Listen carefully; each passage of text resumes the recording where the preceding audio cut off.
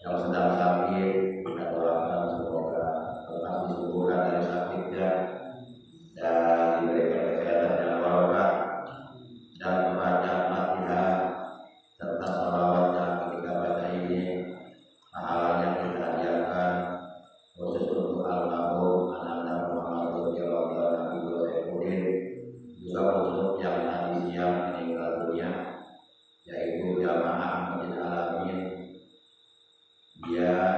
selaku UKM usaha kebersihan sekolah di Yayasan Pendidikan Islam Alamin yang bernama Sukomo di Haruto Sudiko.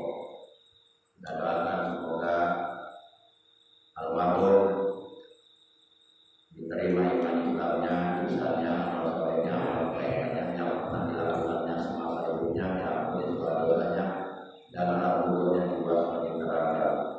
Kita baniatul Fatihah. A'udzu billahi minasyaitonir rajim. Bismillahirrahmanirrahim. Alhamdulillahi rabbil alamin. Arrahmanir rahim. Maliki yaumiddin. Iyyaka na'budu wa iyyaka nasta'in. Ihdinas siratal mustaqim. Siratal ladzina an'amta 'alaihim ghairil maghdubi 'alaihim waladdallin.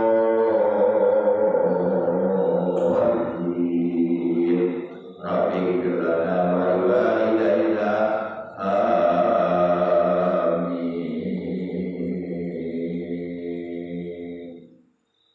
Allahumma sholli ala sayyidina Muhammadin tibbil qulubi wa dawaiha wa afiyatil abdani wa shifaiha wa nuril absari wa diyaiha wa ala alihi wa sahbihi wa sallim. Allahumma sholli ala sayyidina Muhammadin tibbil qulubi wa dawaiha wa afiyatil abdani wa shifaiha wa nuril absari wa diyaiha wa ala alihi wa sahbihi wa sallim. Allahumma sholli wa sallim ala sayyidina Muhammadin asyafi'i yawmal hisab. Salatan tazuru biha al-habib Muhammad Rizik Syihab. Salatan tazuru biha al-habib Muhammad Rizik Syihab. Wa ma'ahu minal ijari wal ikhwani wal ashab wa ala alihi wa sahbihi ulil albab. Allahumma sholli ala sayyidina Muhammadin tibbil qulubi wa dawaiha wa afiyatil abdani wa shifaiha wa nuril absari wa diyaiha wa ala alihi wa sahbihi wa sallim. Ma'asyiral muslimin yang dimuliakan oleh Allah Subhanahu wa taala rahimahullah wa alamin. Salah satu di antara beberapa bukti kecintaan kita kepada Rasulullah SAW, di antaranya adalah melaksanakan wasiat beliau, al-imtisalu bi wasiyatihi, melaksanakan wasiat beliau. Di antara wasiat beliau yang paling utama, yang paling penting, yang harus benar-benar kita perhatikan, kita jaga, kita amalkan, jangan sampai dilupakan. Yang pertama adalah bertakwa kepada Allah. Beliau berwasiat sebelum beliau wafat, sebelum beliau meninggalkan umatnya secara zahir, beliau telah berwasiat kepada seluruh umatnya yang benar-benar cinta kepada beliau dengan wasiat takwa. Hal ini sebagaimana disabdakan oleh beliau, usikum bi taqwallah wasami wa ta'ah wa 'alaikum bi sunnati wa sunnatil khulafa'ir rasyidin al-mahdiyyin min ba'di tamassaku biha wa 'addu 'alaiha bin nawajir. Ini hadis. Kata beliau dalam hadis ini, usikum, artinya aku berwasiat kepada kamu. Jadi Rasulullah berwasiat kepada kita sebagai umatnya. Apa wasiatnya? Bitaqwallah, dengan bertakwa kepada Allah. Jadi kata beliau, aku berwasiat kepada kalian, hendaklah kalian selalu bertakwa kepada Allah. Kapanpun, dimanapun, dalam keadaan bagaimanapun, dalam situasi kondisi apapun, hendaklah kalian bertakwa kepada Allah. Kalau kata orang Inggris, fear Allah Subhanahu wa ta'ala wherever you are. Fear Allah Subhanahu wa ta'ala artinya bertakwalah kamu kepada Allah wherever you are, di mana saja kamu berada. Kalau dalam hadisnya, ittaqillaha haitsu ma kunta. Itu hadis. Bertakwalah engkau kepada Allah haitsu ma kunta, di mana saja engkau berada. Di dalam masjid bertakwa, di luar masjid pun bertakwa. Jangan sampai ketika berada di dalam masjid takwa banget. Ya, takwa duduknya sila, pakai sarung, pakai koko, pakai peci, megang tasbih, zikir, istighfar, tasbih, tahmid, takbir, tahlil, sholawat. Begitu keluar ngambil sendal orang. Kan banyak tuh di masjid-masjid orang sendal hilang. Di dalam masjid kelihatannya takwa banget, salatnya khusyuk. Begitu keluar dari masjid, sendal orang yang bagus diambil, sendalnya yang jelek ditinggalin. Takwa di mana saja kamu berada, kata beliau, hendaklah kamu bertakwa kepada Allah. Jadi takwa ini sebaik-baik bekal bagi orang-orang yang beriman. Dengan bertakwa kepada Allah, Allah memberikan jaminan secara mutlak bahwa siapapun atau siapa saja atau barang siapa yang selalu bertakwa kepada Allah, dijamin oleh Allah hidupnya bahagia dunia akhirat, hidupnya beruntung dunia akhirat, hidupnya selamat dunia akhirat, hidupnya sejahtera dunia akhirat. Sebagaimana firman Allah, fattaqullaha la'allakum tuflihun. Maka hendaklah kalian bertakwa kepada Allah la'allakum tuflihun, agar kalian menjadi orang-orang yang beruntung. Untuk meraih keuntungan dunia dan akhirat, cara yang paling efektif dan efisien adalah dengan cara bertakwa kepada Allah Subhanahu wa ta'ala. Jadi beliau berwasiat usikum bitaqwallah. Aku berwasiat kepada kalian, hendaklah kalian bertakwa kepada Allah. Yakni imtisalu awamirillah wa jatinabu nawahi.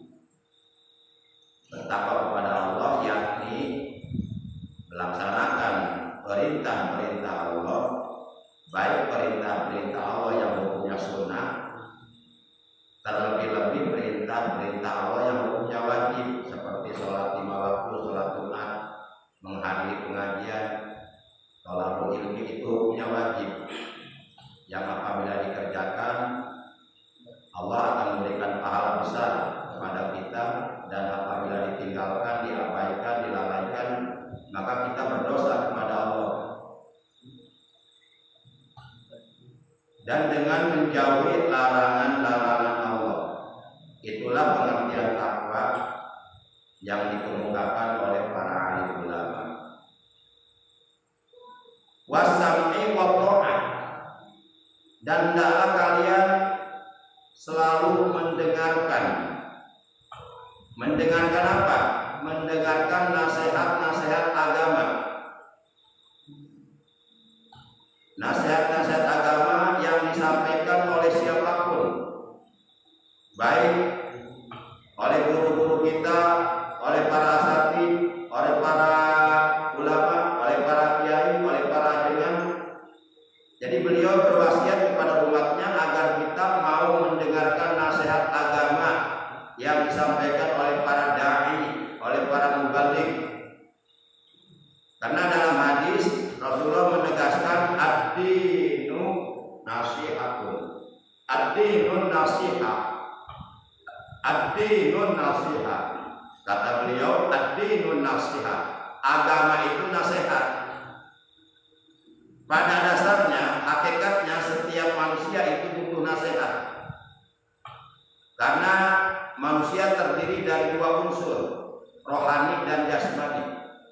Makanan jasmani supaya jasmani sehat adalah ya makanan-makanan seperti nasi, lauk-lauk dan lain sebagainya. Itu santapan jasmani. Itu makanan jasmani supaya jasmani kita, raga kita, tubuh kita, jasad kita, badan kita sehat. Harus diisi dengan makanan, minuman yang halal, yang bergizi, yang menyehatkan badan. Yang kedua, manusia terdiri dari unsur rohani. Rohani pun harus dikasih makan. Jangan sampai badannya sehat tapi rohaninya sakit. Badannya sehat tapi rohaninya sakit, rohaninya rusak, sehingga perbuatannya selalu melakukan perbuatan-perbuatan buruk, perbuatan-perbuatan dosa, perbuatan-perbuatan yang diharamkan oleh Allah, perbuatan-perbuatan yang dilarang oleh Allah. Berapa banyak orang badannya sehat tapi kelakuannya kelakuan binatang.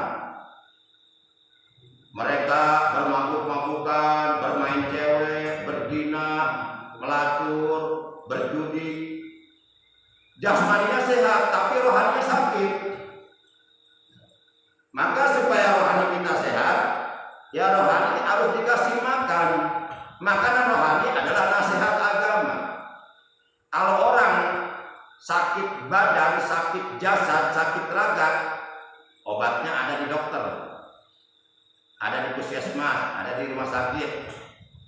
Tapi kalau orang sakit rohaninya, itu obatnya adalah nasihat agama. Diperkuat imannya, diperkuat Islamnya, diperkuat lisannya, memperbanyak zikir. Para jamaah yang dimuliakan oleh Allah Subhanahu wa taala. Jadi hakikatnya pada dasarnya setiap individu manusia itu butuh nasihat. Entah sekalipun manusia itu seorang Bromo Corak, seorang preman Bromo Corak keluar masuk penjara, tetap siapapun dia, walaupun dia seorang preman Bromo Corak keluar masuk penjara, tetap hati kecilnya itu cenderung kepada kebaikan. Pencuri ketika dia mencuri, hati nuraninya, hati kecilnya mengatakan ini perbuatan salah, ini perbuatan dosa, ini nggak boleh. Hati kecilnya mengatakan demikian, tapi dia tetap mencuri karena keimanannya kurang kuat, karena rohaninya sakit. Hati itu jujur. Orang ketika berbuat zina, hati kecilnya mengatakan ini dilarang oleh Allah, ini dosa, dosa besar, ini haram, tapi dilakukan juga. Berarti rohani sakit, berarti imannya lagi sakit, bahkan imannya lagi keluar. Para jamaah yang dimuliakan oleh Allah Subhanahu wa taala,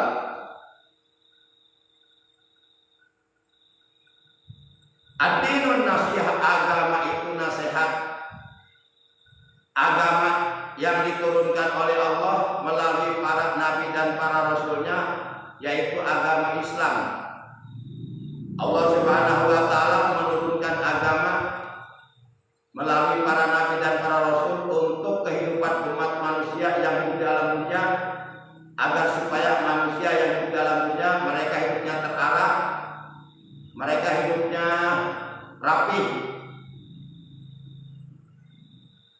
mereka dapat mengendalikan hawa nafsunya dengan tuntunan dan bimbingan serta nasihat agama. Dengan agama hidup akan menjadi terarah, dengan ilmu hidup akan menjadi mudah, dan dengan seni hidup akan menjadi indah. Agama, ilmu, seni itu penting. Baca Quran pakai seni, enak kedengarannya. Azan pakai seni, enak kedengarannya. Sholawatan pakai seni, enak kedengarannya, indah kedengarannya, bisa menarik perhatian. Bahkan tidak menutup kemungkinan seseorang akan tersentuh hatinya ketika mendengarkan seorang qori suaranya bagus, bacaannya enak. Boleh jadi orang tersebut menangis, tersentuh hatinya. Coba kalau baca Qurannya belepotan, nggak pakai lagam, lurus tuh. Kadang-kadang kuping kita juga dengarnya gatal, gitu. Nggak enak. Jadi kuping kita dengarnya mendadak gatal. Para jamaah yang dimuliakan oleh Allah Subhanahu wa taala. Jadi di antara wasiat Rasulullah kepada umatnya yang paling terpenting, yang paling utama, yang harus kita perhatikan, kita amalkan adalah bertakwa kepada Allah Subhanahu wa taala. Bertakwa kepada Allah Subhanahu wa taala ini bukan hanya menjadi bekal yang paling terbaik bagi orang-orang yang beriman, akan tetapi juga bertakwa kepada Allah Subhanahu wa taala ini adalah merupakan kunci untuk membuka berbagai macam kebaikan, kunci untuk membuka berbagai macam kemuliaan, kunci untuk membuka berbagai macam kebahagiaan yang hakiki baik dunia maupun akhirat. Jadi bertakwa kepada Allah ini adalah merupakan pangkal untuk meraih kebahagiaan dunia dan akhirat. Hal ini sebagaimana diterangkan di dalam kitab Hidayatul Adhiyah ila Thariqil Auliya, musannif pengarang kitab tersebut mengatakan, taqwa lillah madarul kulli sa'adah wa tibau awarasul sari abaila.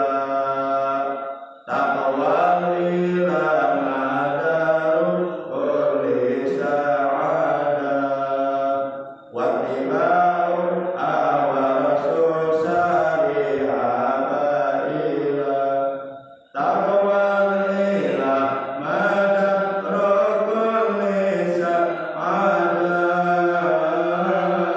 wa tibau awarasul sari abaila. Wa tibau awarasul sari abaila. Ini yang saya baca barusan itu ada di dalam kitab Hidayatul Adhiyah ila Thariqil Auliya. Pengarangnya seorang ulama besar yang pernah lama mengajar di Masjidil Haram, tanah suci Mekah Al-Mukarramah, Jadi kata beliau, takwa ilah, bertakwa kepada Allah, madarul kulli sa'adah. Itu adalah pangkal kebahagiaan dunia dan akhirat. Artinya siapapun yang benar-benar ingin hidupnya bahagia dunia dan akhirat, maka hendaklah dia bertakwa kepada Allah. Bahkan orang yang bertakwa kepada Allah, oleh Allah dijamin akan masuk surga. Karena memang Allah menciptakan surga dengan seluruh fasilitas yang ada di dalamnya, dengan seluruh berbagai macam kenikmatan-kenikmatan yang mulia, yang besar, yang agung, yang tiada tara, tiada banding, kenikmatan yang sempurna. Itu disediakan, surga itu disediakan oleh Allah untuk orang-orang yang bertakwa. Sebagaimana firman Allah dalam Al-Quran surat 3 Ali Imran 4 ayat 133, uiddat lil muttaqin. Disediakan surga lil muttaqin, bagi orang-orang yang bertakwa.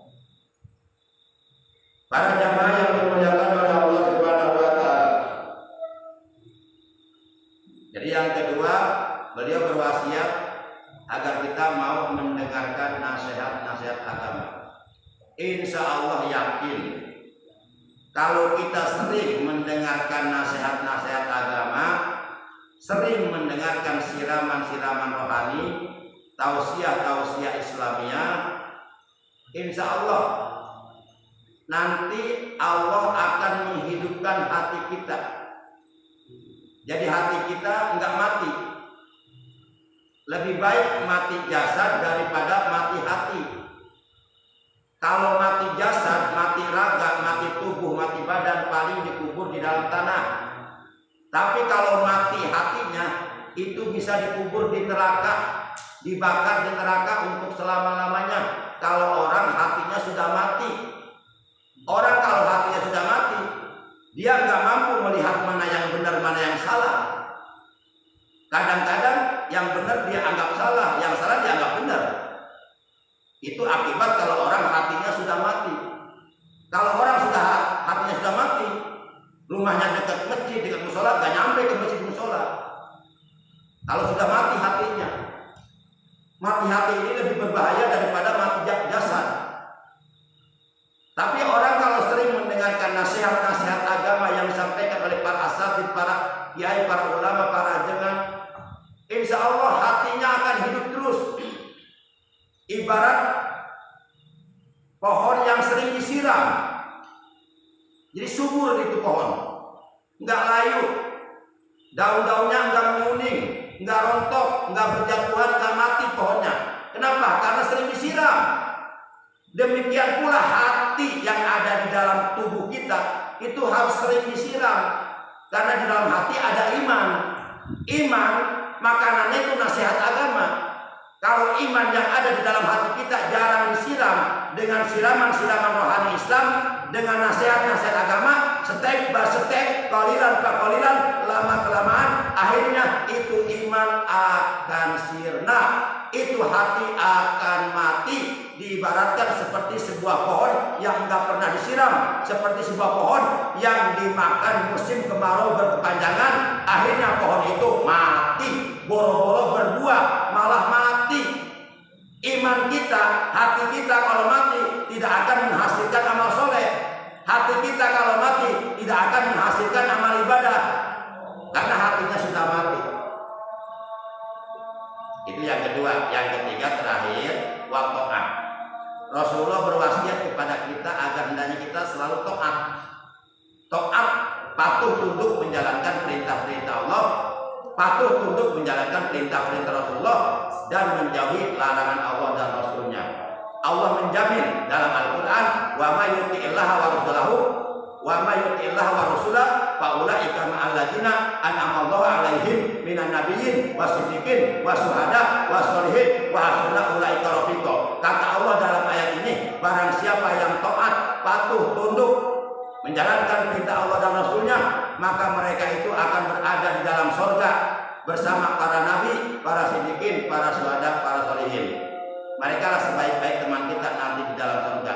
Ini jaminan Allah untuk orang yang taat kepada Allah dan Rasulnya. Ini janji Allah. Wa'dullahi haqqun, janji Allah hak, janji Allah benar, dan Allah pasti pada waktunya nanti akan membuktikan janji-janjinya kepada orang-orang yang beriman dan bertakwa kepada Allah Subhanahu wa Ta'ala. Jadi yang pertama, wasiat beliau adalah hendaklah kita selalu bertakwa kepada Allah Subhanahu wa Ta'ala, menjalankan perintah-perintah Allah, menjauhi larangan-larangan Allah, bertakwa kepada Allah kapanpun, dimanapun, dalam keadaan bagaimanapun, dan dalam situasi kondisi apapun tetap bertakwa kepada Allah Subhanahu wa Ta'ala. Yang kedua, hendaklah kita selalu mendengarkan nasihat-nasihat agama. Yang ketiga, hendaklah kita taat, patuh tunduk menjalankan perintah Allah dan Rasulnya. Dan yang keempat, jangan tinggalkan sholat. Beliau berwasiat, ummati, ummati, ummati, as-sholat, as-sholat, as-sholat. Kemudian beliau wafat. Setelah beliau wasiat kepada umatnya, umatku jangan tinggalkan sholat, umatku jangan tinggalkan sholat, umatku jangan tinggalkan sholat. Beliau langsung wafat, melepaskan ruhnya, nyawanya, meninggalkan kita. Itu wasiat terakhir yang direkam oleh Sayyidah Fatimah, ummati, ummati, ummati, as-sholat, as-sholat, as-sholat. Umatku, umatku, umatku, jangan tinggalkan sholat, jangan tinggalkan sholat, jangan tinggalkan sholat. Kenapa Rasulullah berwasiat kepada umatnya supaya umatnya jangan meninggalkan sholat? Karena Rasulullah sudah dikasih tahu betapa alangkah beratnya, betapa alangkah dahsyatnya siksaan bagi orang yang meninggalkan sholat nanti di akhirat. Maka beliau wasiat jangan sampai umatnya disiksa di akhirat di neraka gara-gara meninggalkan sholat. Karena beliau sayang kepada umatnya. Sholatlah kamu sebelum kamu disalatkan. Sholatlah kamu di belakang imam sebelum kamu akhirnya nanti akan disalatkan di depan imam kalau kamu sudah menjadi jenazah. Ta'alamu qabla an tu'alamu, ngajilah kamu sebelum kamu diajikan. Tasodaku qabla an tusodaku, bersodakohlah kamu sebelum kamu disodakoi. Demikian para pemirsa, mohon maaf, terima kasih. Akhirnya mari kita tutup taat kita pada malam ini dengan ucapan hamdalah alhamdulillah.